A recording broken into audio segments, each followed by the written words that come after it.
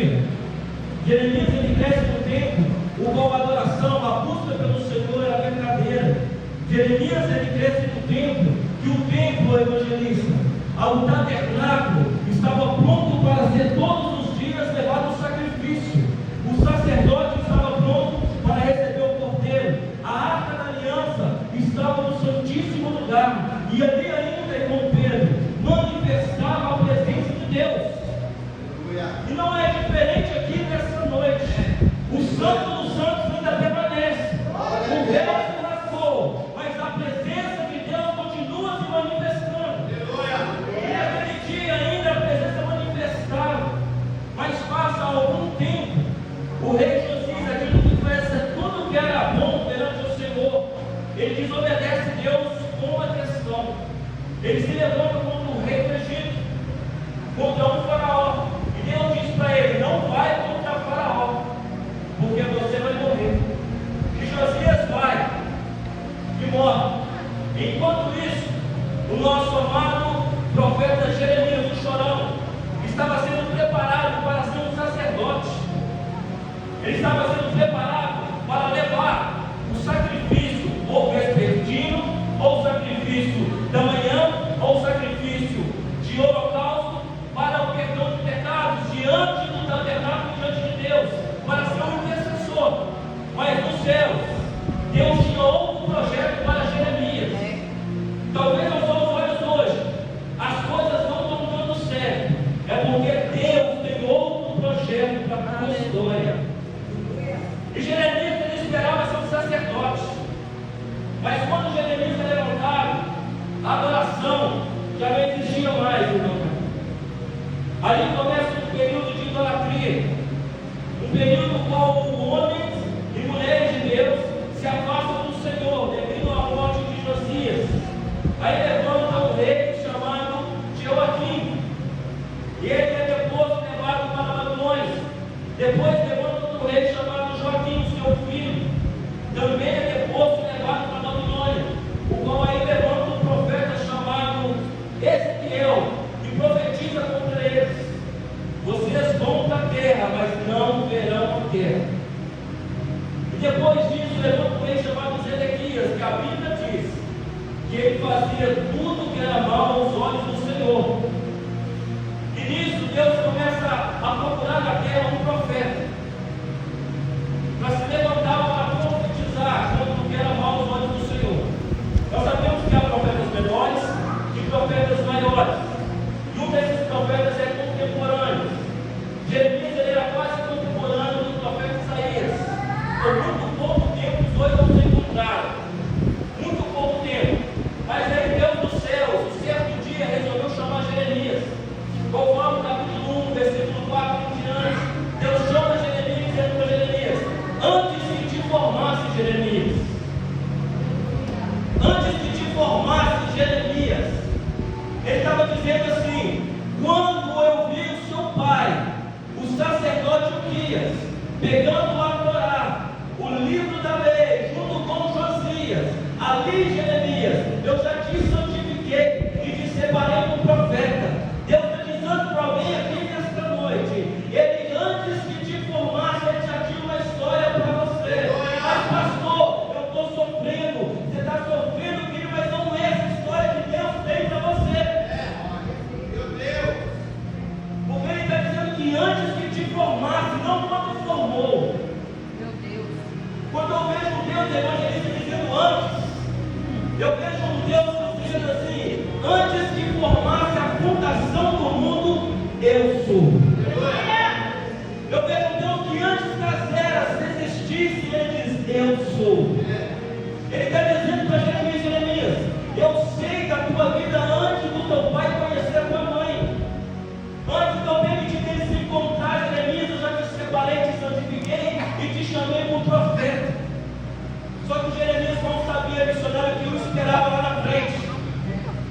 Jeremias reluta e diz: Senhor, eu sou como uma criança. Só que Deus gosta de usar aqueles que acham que não pode, que não tem, que não é capaz. Porque quem capacita não é o homem, não é a inteligência, não é a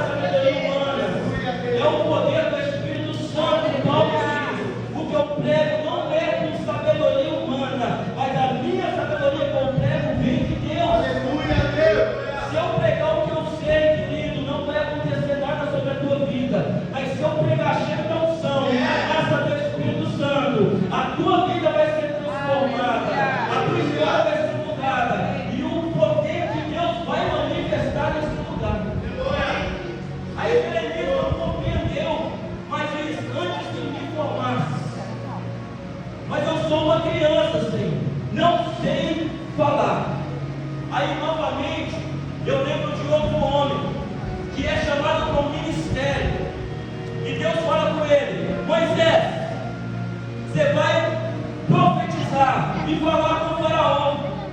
E Moisés fala: a minha fala é pesada.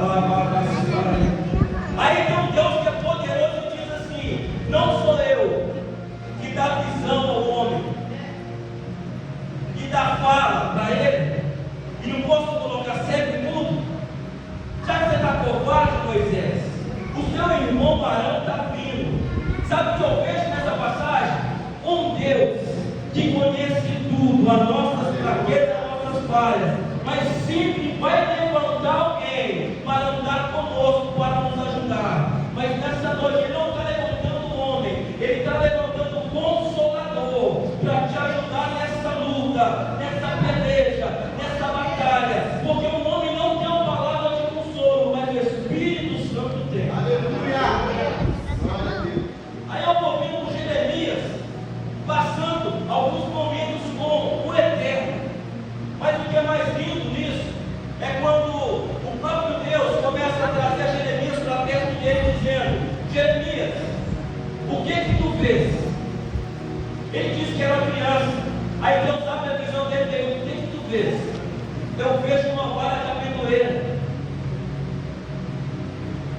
Viste bem, nós estamos numa terça profética, não é, querido? Aleluia. O que Deus te prometeu? O que Deus te falou? Jeremias agora ele vai responder para você que está com a fé abatida, a fé abalada. Quando Jeremias veio a vara de amendoeira, e Deus está falando: viste bem, porque eu velo pela minha palavra. O que Deus liberou para a minha vida, liberou para a tua vida, ele está dizendo hoje: eu velo pela minha palavra, ela não vai cair por terra. Aí Jeremias continua tendo visões com Deus. Jeremias, o que tu vê? Eu vejo uma panela de pressão apontada do norte. E quem é a panela de pressão apontada do norte? É o rei da Babilônia, que vai vir de encontro a Jerusalém. E Jeremias começa a ficar sem entender algumas visões. Aí vai no capítulo 3, no capítulo 4, no capítulo 5, Jeremias começa a profetizar para Zedequias, que faz tudo de ruim perante o Senhor. Levanta profetas, evangelistas, e profetiza que será somente um tempo que o rei Zedequias vai vencer a Babilônia e vai ganhar. Só que enquanto um homem é chamado por Deus, que é profeta de Deus, pode profetizar a mentira perto dele, ele vai chegar diante desse falso profeta e vai dizer: se é mentira que Deus falou na minha boca, ao passar desses anos, Micaías, tu não vai viver, tu vai morrer. E passado o ano ele morre. Aí Jeremias começa a pregar, como eu estou pregando para você nessa noite. Alguns não acreditam, outros creem. Mas aí Jeremias entra num conflito de lamentações, de dores, porque o ministério dói. Acreditar na palavra que foi liberada do profeta dói. Caminhar pela fé dói. Crer naquilo que Deus falou na nossa história dói. Porque tudo que Deus fala na nossa história, nós estamos vivendo ao contrário. Ele fala que nós vamos ser prósperos, na panela não tem o arroz, só tem o feijão. Ele fala que a porta vai abrir e nós vamos mandar embora. Ele fala que vão ganhar um carro, você está andando mais a pé do que você imagina. Mas quando ele fala, a palavra dele tem que se cumprir. Tem que acontecer. Porque quando Jeremias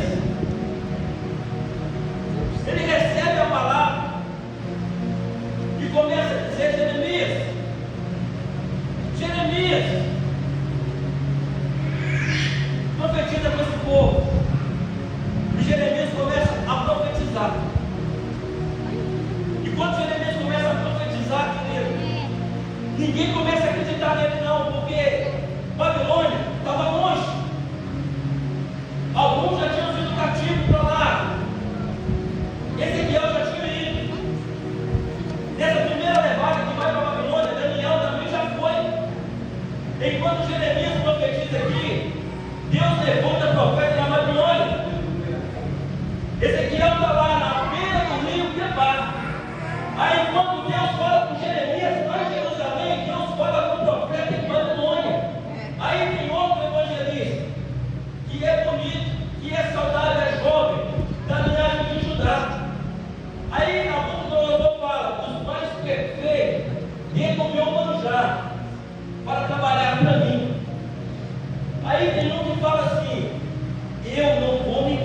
contaminar com o manjar do rei. Ele se propôs no coração não contaminar. Mas enquanto isso, Jerusalém tem um profeta que está lamentando, porque o ministério dele está sendo confrontado. Ninguém acredita nas palavras que ele disse. Aí no capítulo 20, Jeremias amaldiçoou o dia que ele nasce e diz que não quer mais, não aguenta mais, quer largar, quer abandonar. Mas deixa eu te contar uma coisa: você pode até querer largar, você pode até querer abandonar, você pode até querer deixar, mas tem algo que está em você que queima nos seus ossos. Tem algo que queima dentro de você, como queimou em Eliseu.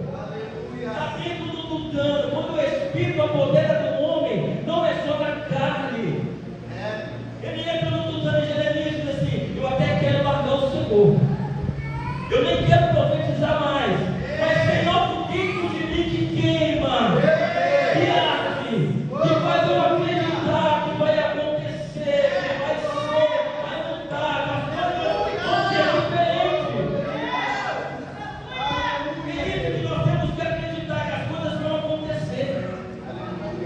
Todo mundo pode dizer que não vai, mas tem que queimar dentro de você algo que vai.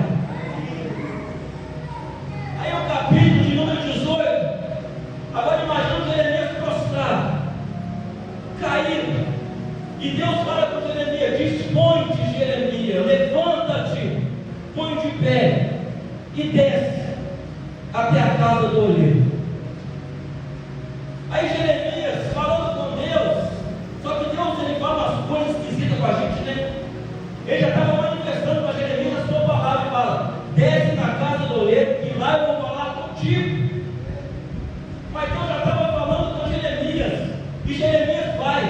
Aí quando ele chega lá, já ele vê um oleiro sentado na mesa com um vaso.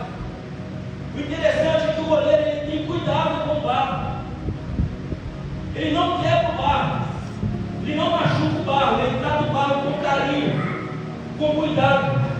Mas chega uma certa etapa do barro, que o barro está quase pronto, irmão Jefferson, e o barro se quebra na mão do oleiro. Sabe o que eu vejo aí? O que Davi diz no Salmo 139: a sua mão me cega o bolsinho, pela direita e pela esquerda. O Senhor conhece o mais profundo dos meus ossos, como eu fui entristecido, como eu fui feito. É o oleiro que vê as nossas dores. O oleiro nunca tem prazer de quebrar o vaso. Você nunca vai ver que Deus dizendo: eu vou quebrar o vaso, eu vou amassar o vaso.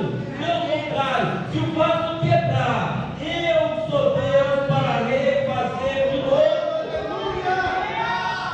Não existe um Deus que quebra vaso, mas um Deus que refaz. Porque o quebrar do vaso é meu, eu que quebro. Vai ser fazer daquele que vive e reina para você. Aí no 17 ele fala que o coração do homem é enganoso. Aí Salomão diz que as saídas da vida procedem do coração. Aí Jesus fala que a boca fala do que o coração está cheio. Aí vem Paulo dizendo: aquele que crê no coração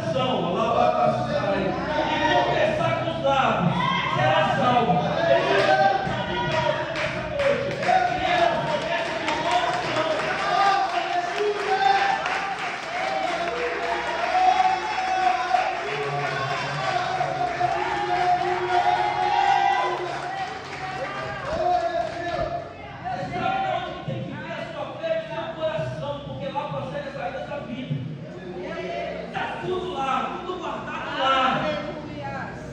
Tudo preso lá, porque quando o oleiro ele enfia a mão no vaso por dentro, é onde que dói, porque por dentro não tem como disfarçar, não tem como alabacaçar, não tem como você tirar a mão do oleiro por dentro, por fora nós desviamos.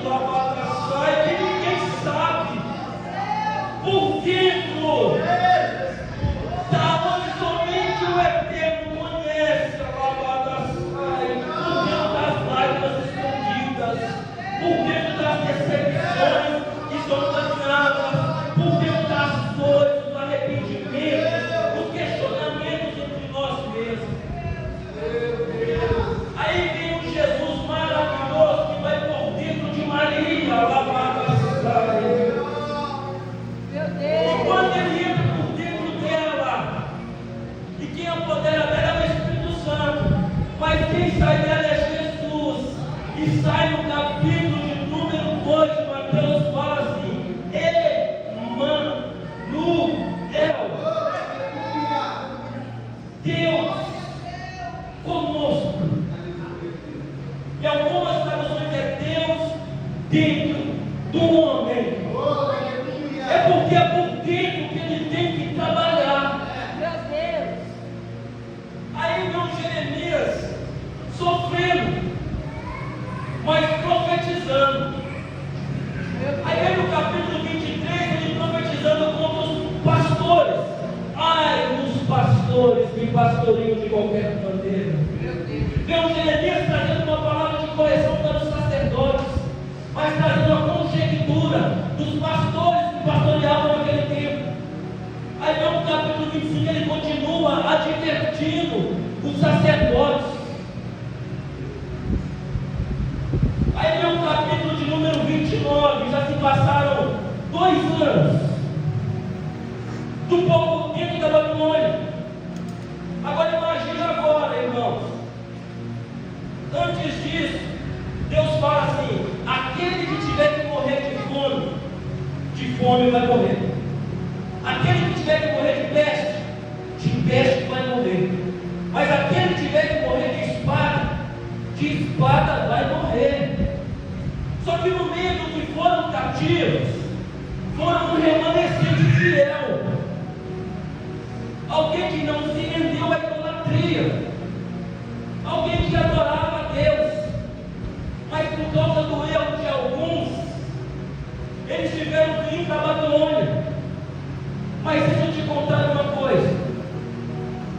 Deus não fechou os olhos para a Babilônia. Porque quando Deus chama Nabucodonosor, ele diz: meu servo Nabucodonosor. E o povo vai para a Babilônia. Então são a ordem: plantai, edificai casa, orai pela paz dessa cidade, porque vocês vão ficar aí por algum tempo. Sabe o que eu acho maravilhoso, irmão Lê?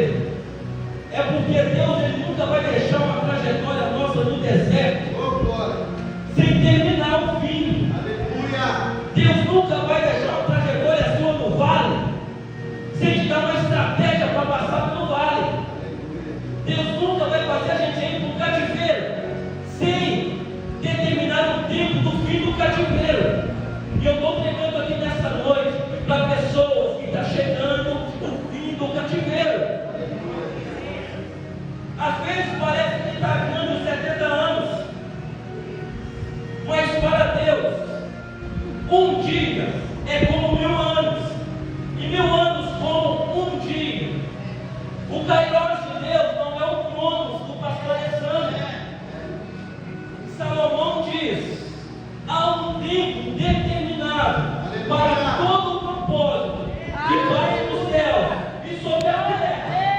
Ele está dizendo assim: o tempo do cativeiro vai chegar, mas o tempo de sair de lá também está chegando.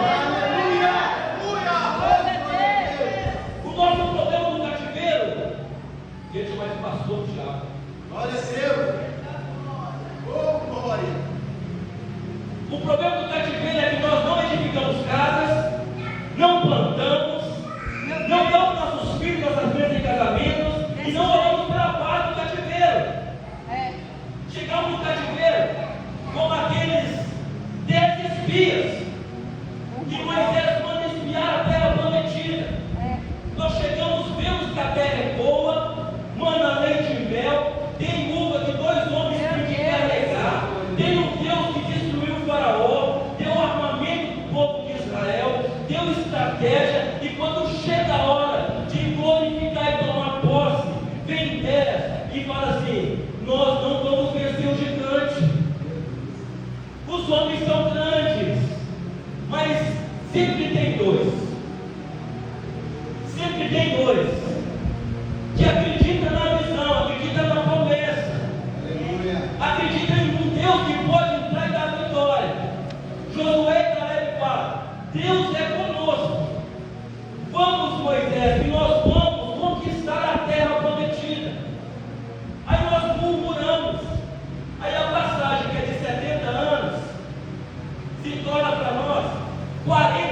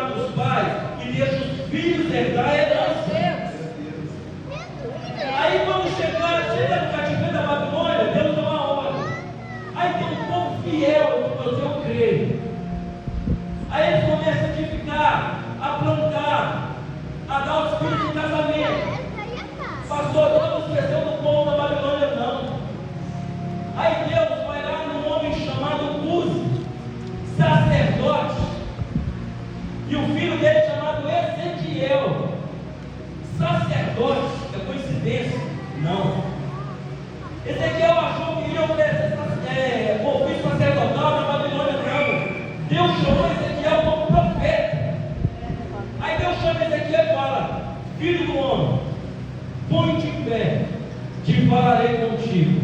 Agora deixa eu te contar uma coisa. Você pode prostrar para adorar.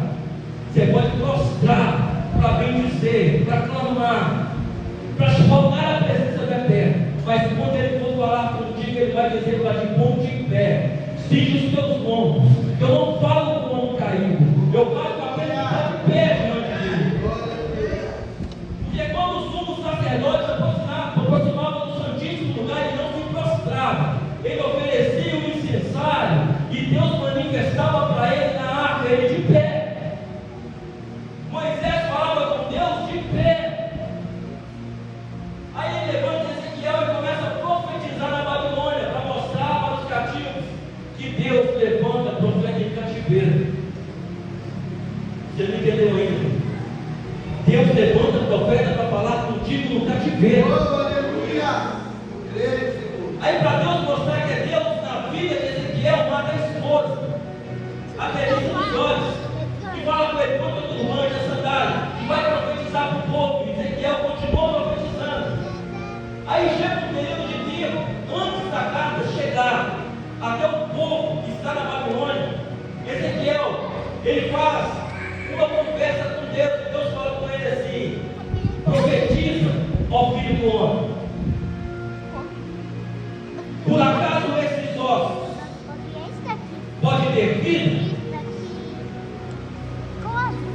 Aí Ezequiel fala com ele: Senhor, tu sabes, então profetiza. Sabe o que eu entendo aqui? É que fala em Provérbios: a minha boca, ela tem poder para abençoar e para amaldiçoar. Quando eu profetizar coisas boas na minha vida, coisas boas na minha casa, coisas boas no meu local de trabalho, coisas boas na vida da minha esposa, na vida dos meus filhos, isso tudo vai acontecer. Já viu aquela pessoa que fala igual aquela hiena, ó céus, só reclama, e a vida dela vai de mal a pior? Já viu aquele irmãozinho, está com chinelo baiano, está com as contas atrasadas, mas toda hora que você olha para ele e fala: minha vida está uma bênção, eu estou na prova, mas Deus é bom, eu estou na luta, mas Deus é maravilhoso na luta, e há de me dar vitória. Agora eu vejo Ezequiel profetizando no vale de ossos secos, e Deus mostrando para Ezequiel: ainda há restauração para Israel, ainda há oportunidade para Israel. Mas deixa eu te dizer, da mesma maneira que Jeremias sofreu, Ezequiel também sofreu. Porque chegou um dia que os soldados da Babilônia, evangelistas, disseram para Ezequiel: onde está o seu Deus? Salmo 137. Cadê as suas armas? Cadê os seus baluartes? Cadê? Vocês não vão adorar Deus mais não? Aí Ezequiel levanta os lábios e diz: ó Jerusalém, ó Jerusalém, pode a minha língua secar no céu da boca e minha mão direita ressecar, mas eu nunca esquecerei de ti. Glória a Deus. Aí o capítulo 29, Jeremias está em Jerusalém, e Deus toma a vida deste homem para escrever a carta. Mas não foi Jeremias que escreve, é o seu moço chamado Baruch, que é o escriba de Jeremias. Jeremias começa a falar com ele sobre o que Deus ia fazer na vida do povo na Babilônia. Deixa eu te contar um segredo. Eles foram cativos, mas não sabiam do tempo que eles iriam ficar lá. Aí a carta chega dizendo para eles: plantai, edificai, dai os filhos em casamento, as filhas em casamento, e orai pela paz desse lugar. Aí na carta, ele escreve assim: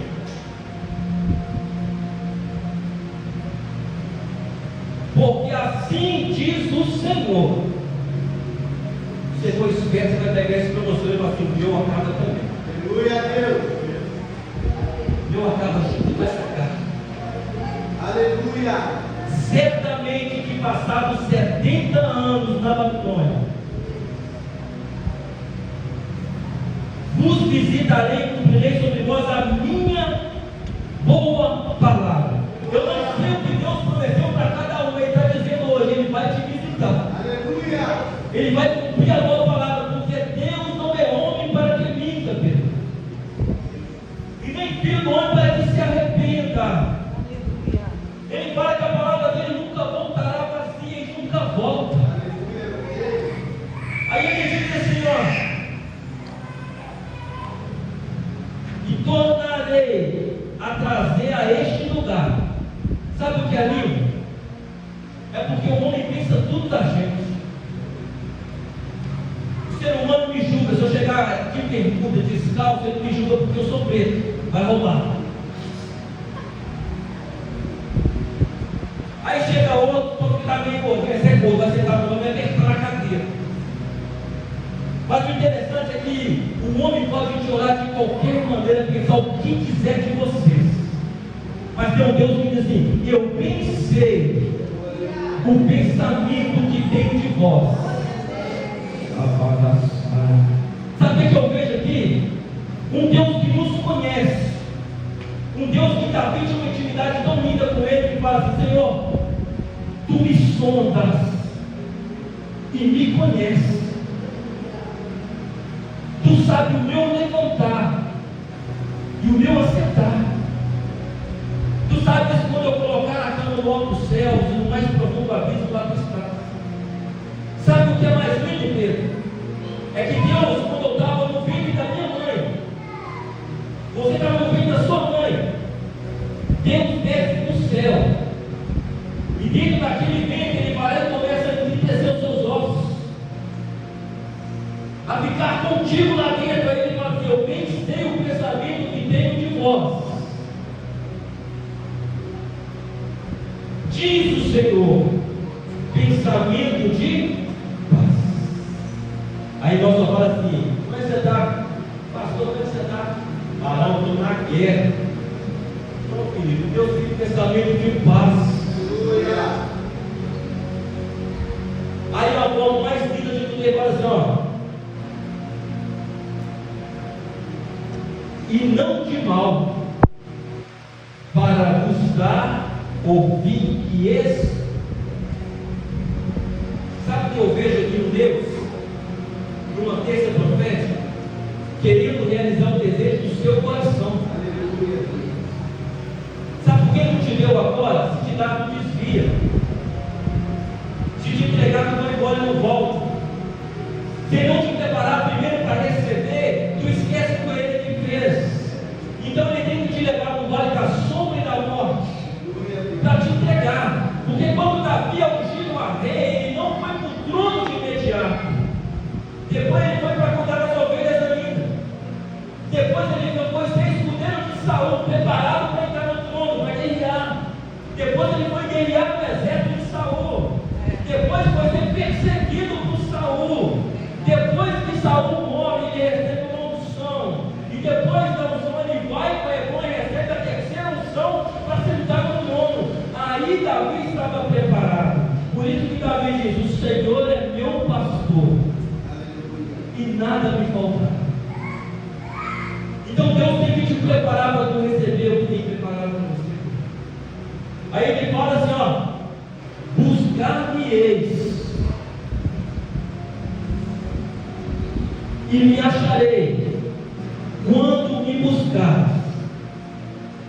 De novo ele falando de interior. Aleluia. De novo Deus dizendo: de todo o vosso coração. Aleluia.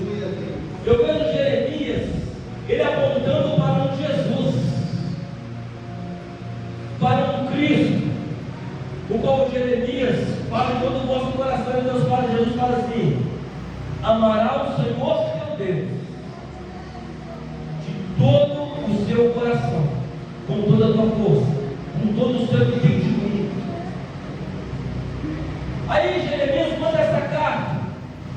A Bíblia diz que ao passar dos anos, Jeremias morre e não viu a promessa se cumprir. Não viu o povo voltar do cativeiro, evangelista. Não viu o povo retornar. Mas foi liberado uma palavra de promessa.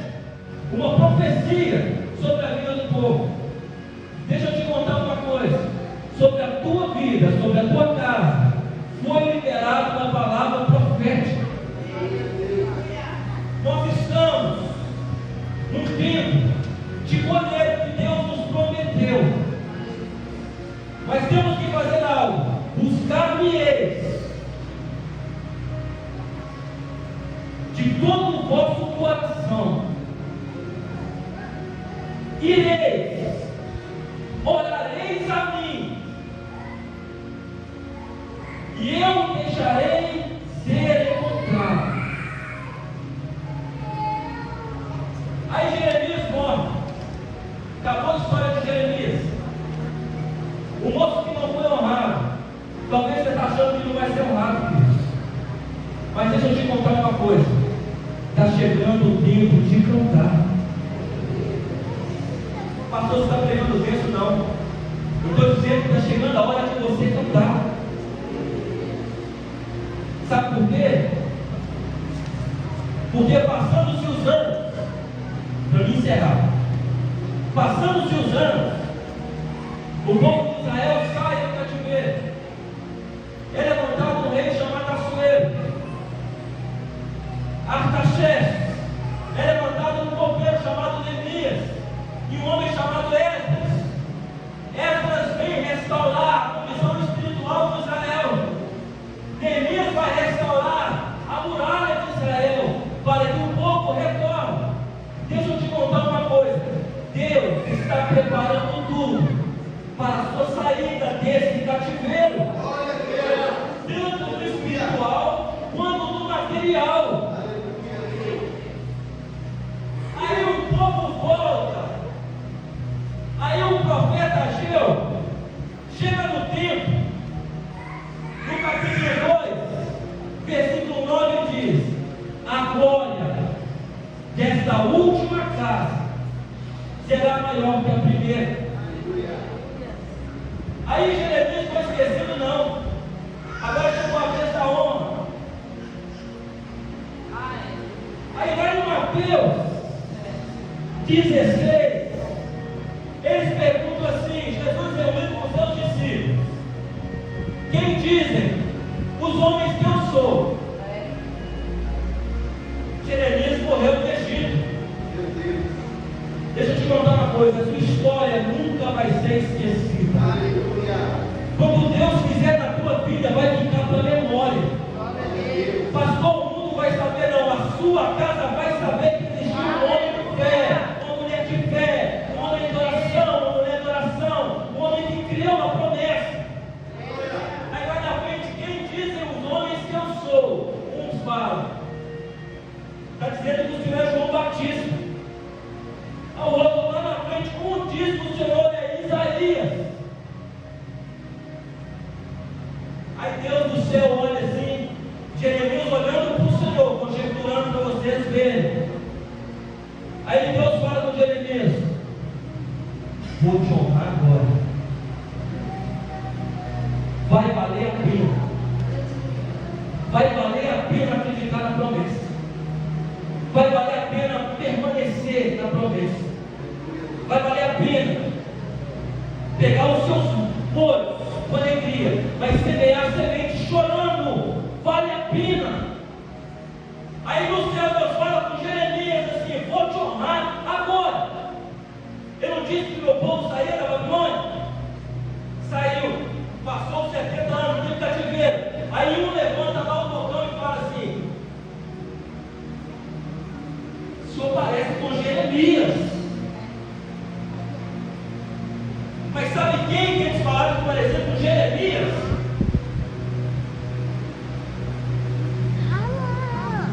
Era o filho da irmã Maria. A sua história vai ser lembrada. E toda vez que falar do nome de Jesus, vai lembrar do diácono Flávio, vai lembrar do evangelista, vai lembrar do pastorzinho da Deus Poderoso, vai lembrar dos irmãos que estavam aqui, porque Deus não vai deixar a sua história cair por terra, porque Deus vai te honrar. Está chegando a hora de sair do cativeiro. Glória a Deus, aleluia. E Jesus olha para o povo assim: Jeremias. Agora eu imagino Jeremias no céu dizendo: obrigado. Obrigado, Mãe, posso fazer xixi? Então nessa noite, a palavra para mim e para a tua vida Está chegando o fim do cativeiro. Está chegando a hora das palavras serem cumpridas em nossa vida. Aguenta mais um pouquinho. Suporta mais um pouquinho. Que o Eterno vai cumprir na tua vida o que Ele prometeu. As mãos louvam o Senhor.